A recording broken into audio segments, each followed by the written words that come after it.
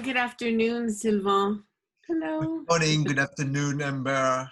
Yeah, Thank you for accepting my invitation to interview you after your wonderful work interviewing many other teachers.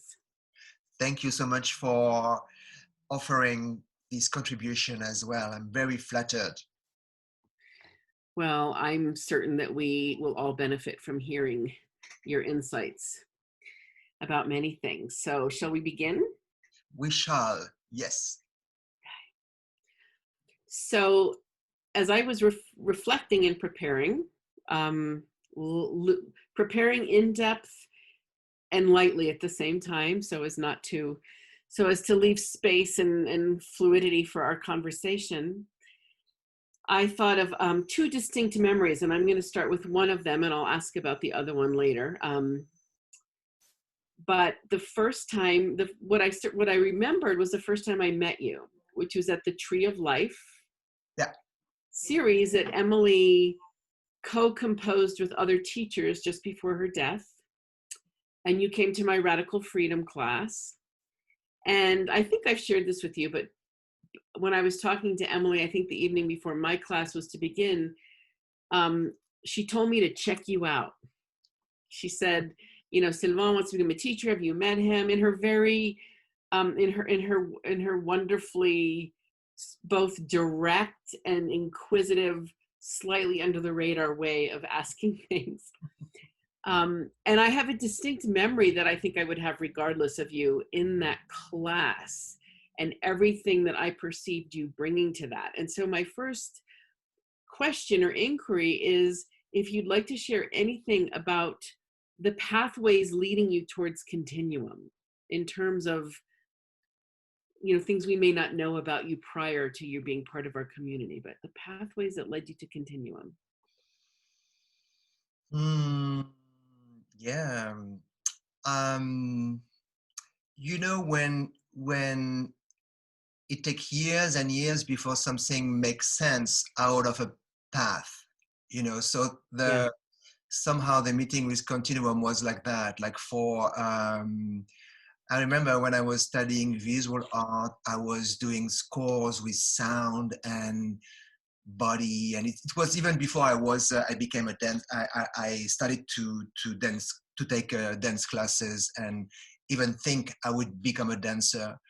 And I was very much into, I guess, the body in a way that, you know, like we often have the question, why do we have a body? I mean, Emilie was saying that, but I had this type of questions, and I was, you know, using art and photography and painting and scores and all kind of really strange medium to explore that. And so that led me into actually the body into movement and I started to be interested in dance performance, because I at that time I saw contemporary dance performance, and I thought like, wow, that's a better medium for what I want to express or explore than visual art.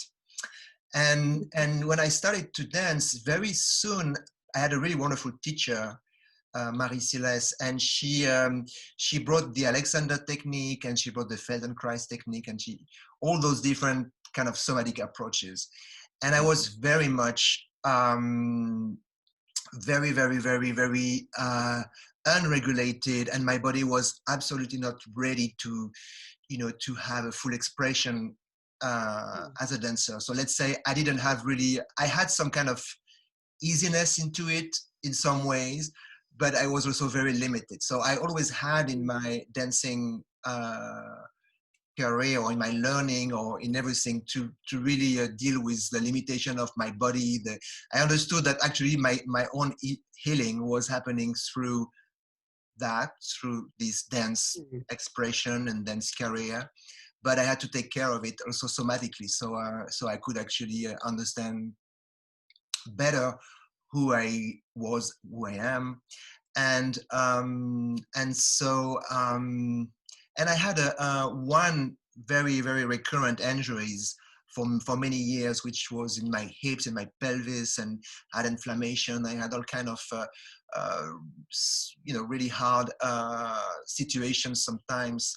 And actually, when I first met Continuum, I was in a lot of pain. I was coming back from a semester teaching in Korea, and a chiropractor really destroyed my sacrum. I cannot say it better, but and actually I heard about Continuum in when I was in Korea, in Seoul, when I was teaching there. And so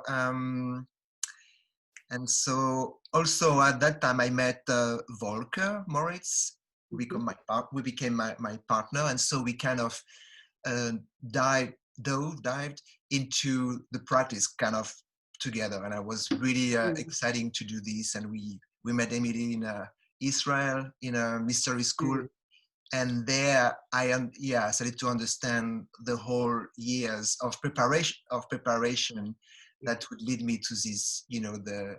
I felt it was a catalyst of everything I kind of couldn't put words around, but it was there. So I was so amazed and surprised that it even existed.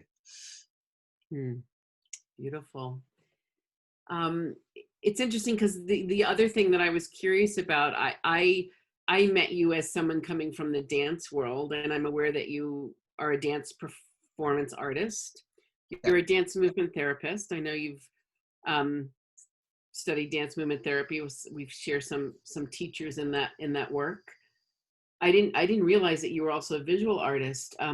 But very striking what you just said about the body. So my question is dance therapy, continuum, the body, this source of expression and also deep inquiry. What role do you think all of that, we continuum teachers, but also dance, the body, movement, physical expression, have in our world today? You and I are meeting when things are quite interesting in this world in terms of COVID-19, uprisings for racial justice. So, yeah. Something I really realized and got very clear lately was that everything I've been doing or everything I'm teaching has to come from my own experience. And that's it sounds like simple, but it's actually not, because we are not used to teach something or do something outside of our own experience. We used to learn something from a class or from someone else, or from and kind of a resonance maybe with that, sometimes not even, and repeating something we've been learning. And it's very clear that my past was not like that. So I experienced a lot of what trauma can be in a body. I experienced all those different states, and I recognized them when I learned about dance therapy, or when I learned with you about the polyvagal theory and all those different things. So and also very ironically, I was very much not in my body for so many years. So meeting Continuum was a way to actually, for the first time, really feel my legs and feel my feet and feel my relationship to the ground, which I always was looking for. And I you can ground yourself in many ways, but the way we do it with Continuum, to go into that depth and to really the connective tissues universe that is the matrix that is inside of us, and that is so unexplored. It's kind of a dimension of our existence that's we have very less we don't have very much attention to it. We don't, in history, or maybe I don't know if some tradition or at some point we had that, but I feel that this is definitely a development in our evolution, to be able to introspect that dimension and to start to orient ourselves into these dimensions, and to understand the language, the codes, the sensations, and all that for most of us is very unfamiliar. We don't even know that it exists, that there is something within that can speak to us, that can feel and hold a lot of wisdom if we can hear it and listen to it. Beautiful. Wow, that that has me thinking about three different things that I would love to talk about with you. Connective tissue. So yes, something that we really focus in on, around, dive into and continuum. But it's what really grabbed me from what you just said is your talk about dimensions, and your reflection on the, I'm going to say, the ancientness of connective tissue. I know when I went to massage school a long time ago, I was told connective tissue was just involuntary muscle layers with no nerve Yeah. innervation. So we do know a lot now. But speaking of dimensions, I want to just introduce my other striking memory of you. And I think this will come back to connective tissue, but also other dimensions. So it was at the Crossroads in France, Depths Retreat, and a tiny bird had slammed into the window of the building and been knocked out and appeared dead. And I observed you for 20 to 30 minutes in with that bird.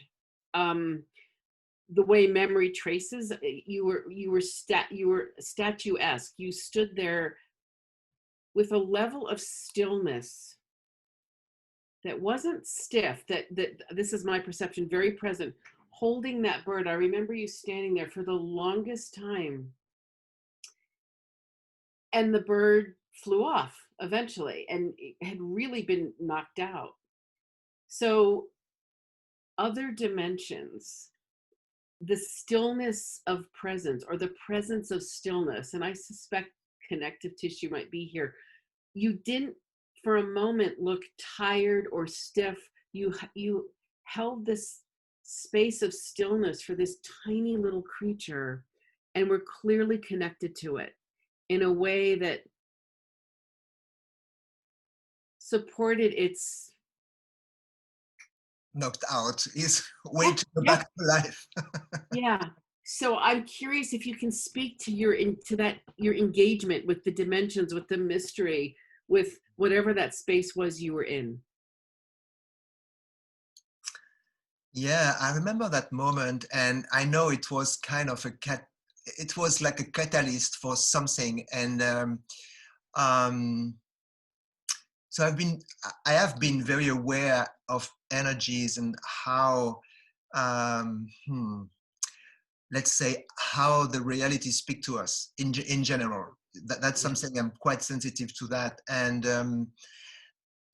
not knowing often what to do with it, but just being receptive to the signs and to the situations that are triggering something. And I remember this little bird, and there is something in me, and in, I think, I believe most of us, all of us, that wants to connect with nature, wants to connect Mhm. closer to the world that's surround us, that's more wild and is more distant from the let's say the closer beings that, or the closer environment we live in.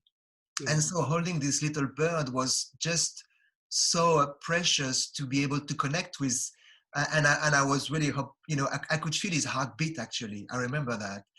And it really felt like a magical moment to have the privilege to hold that little Mhm. beings in my hand, and not really knowing what to do, but trusting that something of that process could actually be free. And I understand, and I knew, I kind of felt and knew that this bird was actually, and that's how nature speaks to us. Nature will come at a certain point and show us something or make us realize something, and that's what this bird did in this very moment. I don't know if you remember what we were talking about, but that was a pretty fiery uh, subject.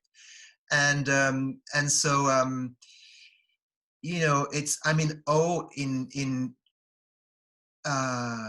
listening to this intelligence and trying, or attempting to connect to it, because it Mm. is very, it's full of love, and it's full of everything we are kind of having within us, but it's so messed up with other things within the human Yeah. being species. Mm. I do remember what we were talking about. Yes, it was fiery, and it was the complexity of change occurring in our community. So, Yeah. um, what a brave little messenger that bird was. Yeah. So let's go back to what you said about connective tissue, because I'm really fascinated by that. And just, again, sensing I have such a strong memory. It's interesting to hear you say that you didn't know what to do, because my memory is, wow, he knew exactly what to do. And I think there's always this in the mystery, in the way that we're in some vast unknown, but always connected. We can both know and not know what to do. So I'm just curious, talking about our connection to nature, connecting to the little bird. Um, where does connective tissue, how does that, your ideas about connective tissue that you just spoke of, how would you weave that into this conversation, this inquiry? Um, well, like recently, I was feeling actually about connective tissues as, and we talked about the fluid and water very much in Mm-hmm. our practice, and I was sensing into connective tissue on the surface of the earth, and how water has found many ways to kind of surround the planet in different form and different ways Mm-hmm. that are all connected and have, I guess, different functions. Like the way an ocean functions is different than a river, it's different than a drop, it's different than a snake, it's different than a human body, it's different than the clouds. It all has some kind of, but it has some kind of place around the planet. And I was feeling that somehow the connective tissues is part of the organ of the planet. Somehow it has, I guess, a function to this larger being. And what I know from a different perspective, talking about connective tissues, is how the universe is, the fabric of the universe, and the how you say that word, the weaving of Mm-hmm. realities. And I experienced that in Continuum, but in a very different way, but in a very complementary way, in shamanic ritual, for instance. Yeah. When that I've been um, learning and practicing from shamans, and so the matrix of reality moves through all realities and all dimensions, let's say. And I believe as soon as there is a matrix, there is a reality. So if the connective tissues in our body are a matrix on its own, which is connected energetically and connected to the planet and connected to the universe, like that, what we realize when we practice Continuum, then this matrix has a reality on its own. And so I think we are, so many research now on fascias and how connective tissues and microfibril and, are all path for maybe the acupuncture meridians. And, Yeah. there's a lot of, for regulation, for even for, apparently that could be a web that has some kind of effect on cancer. So there's a lot of things there that we may not know yet, but that we can experience. And for me, because the way we do it in shamanism, like you follow the line, or you follow the thread, or you follow Right. from one point to one point. So that's in a way how I explore the body matrix of connective tissues. That's how also I build dives sometimes. And it goes within and it goes without. So it really connects the microcosm and the macrocosm. And that makes us being able to do that and be aware of that, which is not the case of animals, for instance. They're not particularly aware of their connective tissues. They are there. They are the connective tissues, really, like fully living and expressing. Yeah. But because we are aware of that, we have this very privileged situation to be able to witness the exchange of information between all that, which I think I think it's a way to understand, who we are, and what we're doing here, and what's so many questions that are still very much like pending, and looking for answers. And some religions gave some kind of stories to that, but in general we don't really know what how Right. we arrived here. It's interesting. I hadn't thought of this before, so I'm just going to put it out there. Connective tissue and ancestors. Did that spark anything in you?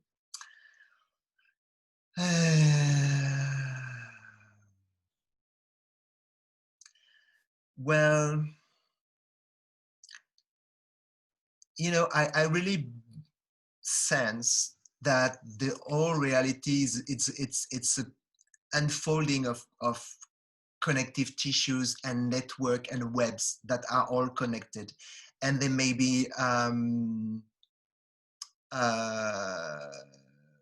material, they may be non-material, and well, maybe one way to try to get to your question would be that also the connective tissues somehow seem to hold a lot of water, and so a resonant space that seem to, in the same time, maybe old memory, so the memory of the ancestors, which is also, we know, the fabric of life on the planet Earth, so which maybe contain that history on its own. And it seems also that water or fluidity, but I guess water is able, like an antenna, to kind of catch subtle vibration and subtle field. And I the way I see ancestors and connective tissue and planet Earth, I feel that it's just different dimension or realities that just wrap the planet around, and moving in and out of these different dimensional realities for the purpose to, I guess, to evolve. I actually do believe that there is a purpose to attend and be there for the whole planetary process, to have that experience, which I think it's an incredible experience if we can see it, over many billions of years, I believe. But yeah. So let's talk about another web, which is this web that we're all on now, the virtual web. Some countries, some people are coming out from various types of quarantine, stay at home, shelter at home, lockdowns. A lot of us working on Zoom. I recall Emily talking about the death of the biohuman, the elimination of the biohuman, and but becoming a broadband virtuoso. I often reflect on what would she be thinking with this level of inundation of virtual reality. I'm not so comfortable with it. I'm curious how you think our work, how we're adopting the web to do our work. Hopefully not adapting long term. I'm hoping that there will be some adaptations that are useful, but we will go back to live biohuman exchange. But I'm just curious how you see the relationship between our work, all these webs we're talking about, and then being virtual. Yeah.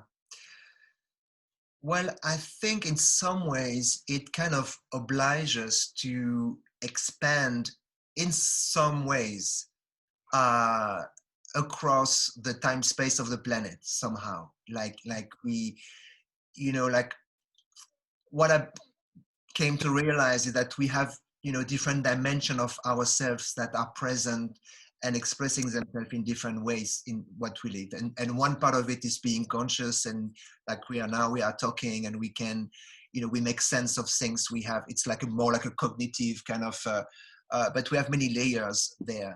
And I think some layers are always attempting to adapt to what's going to any, to the unfolding of time. And so I believe there is something like that going on, even though we may not be aware of it. I do believe that the mirroring of technology, of maybe that ability that we want to have to spread more our consciousness as a collective.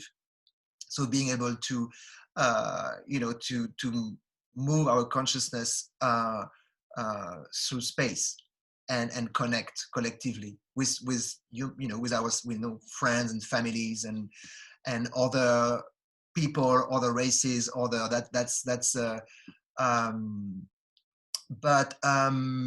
the actual reality of Zoom doesn't really hold that type of space. It's kind of a limited medium. But for Continuum, my experience so far, especially these last 3 months, teaching online and reaching different people and seeing for the people who actually can have enough autonomy to dive into their sensation. I think that's for our work.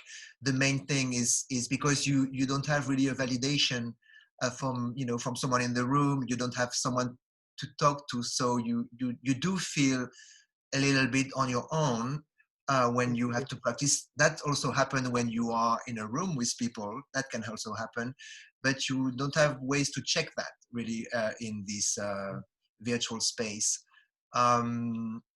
So I think in one way it responds to a need for people, and I really felt that, to have a practice that they can do, an introspective practice where they can feel that they can self-regulate, they can be more in touch with themselves, with their emotion. They can also be in a pleasurable practice. Continuum is usually a very pleasurable practice. And in the same time, I had a kind of a really weird experience. I can just mention it because I think it's important to know the limitation of training or thinking we actually know what Continuum would be or is just online. And I had one retreat like a few years ago. Someone coming, which I didn't know, but referred as someone who studied online with great teachers. So I thought like, okay, let's do it. And it happened that this person was quite traumatized and didn't have really a sense of the work, and that was quite a situation for the group. So I just realized that you cannot really trust that the work has been transferred just because someone has done it online. I think there is a validation and there is a sense of the depth of the work that has to be we are mammals, so we need to be around each other. We need to resonate with each other. Yeah.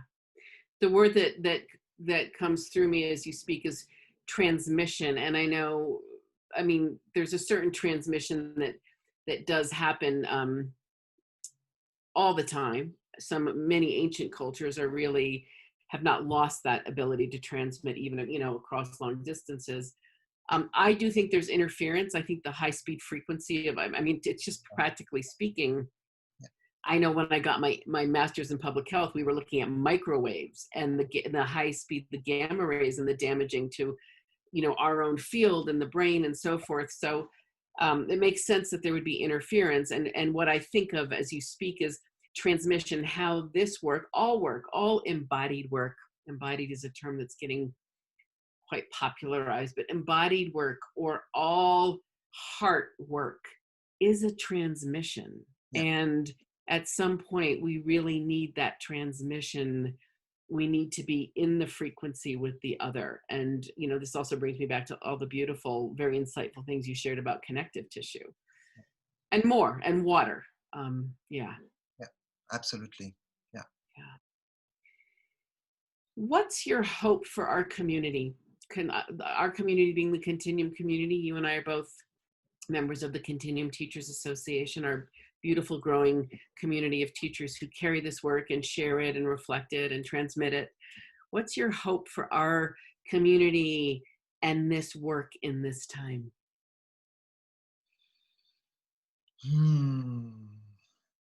Well, I hope and I believe we will be like the little water stream that moves through the roots of this little flower that will burst and crack uh, the very heavy beton, the very heavy the walls of societies, and that it has this power, and I feel that's the power it has.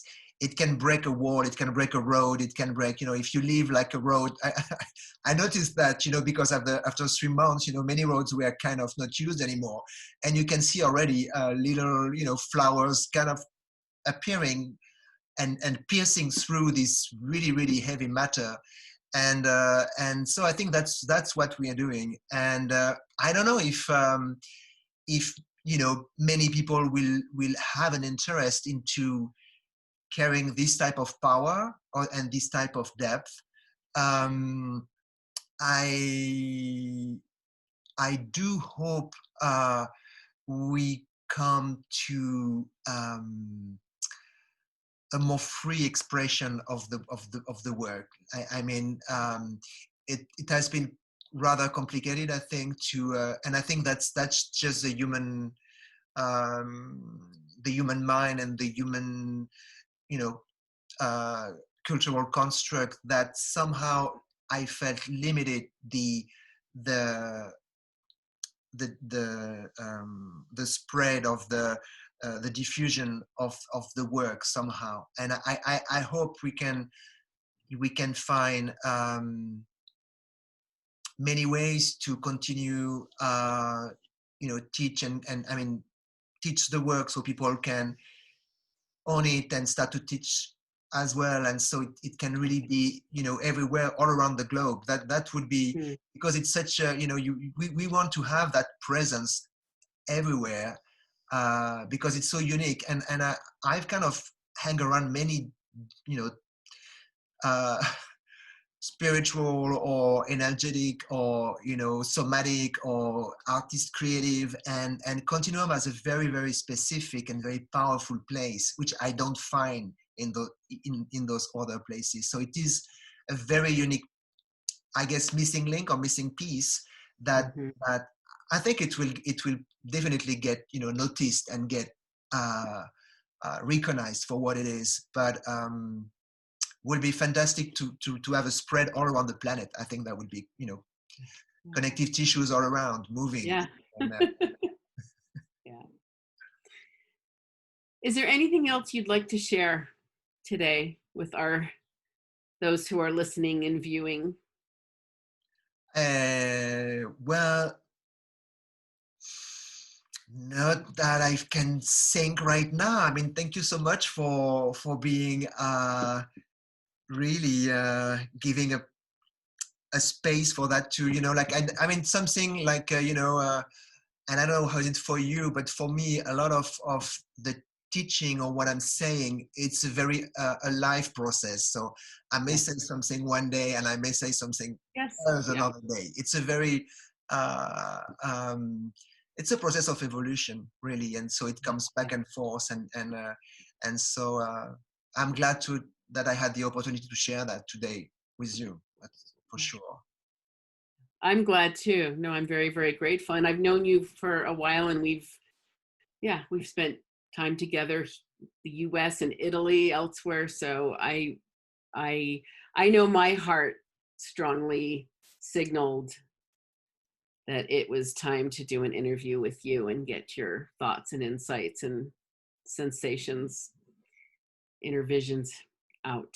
So thank you for sharing. Thank you so much. Thank you so much. As you've been my teacher as well, and that I have to honor that Absolutely. as well. Yeah. As you are mine. So